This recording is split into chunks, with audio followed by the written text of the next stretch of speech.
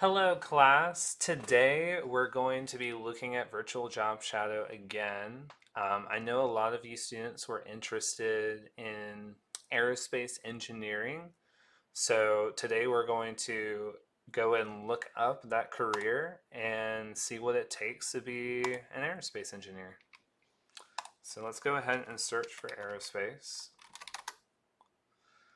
Okay, and let's go ahead and look at this one.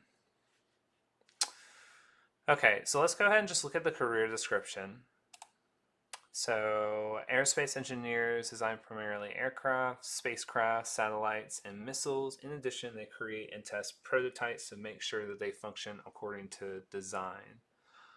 So, it looks like to be an aerospace engineer is a very technical job.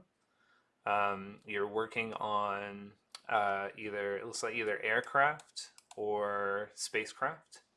And you'll be doing a lot of developing new technologies, ways that make it perform better, or things that enhance instruments um, in order for these different craft to operate. Um, so it looks like, again, that there are two types. You have aeronautical engineers that work with just aircraft, and then astronautical engineers that work with the spacecraft.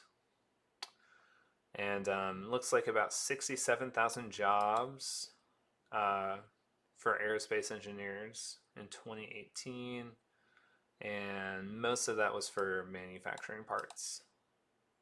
Only about 9% was research development. So let's look at the education it takes to become an aerospace engineer. So you'll need a bachelor's degree in aerospace engineering or a field similar related to aerospace. Um, let's see. And if you wanted to work as an instructor at a university or do research and development, which they get paid more for, you would need a graduate degree for that.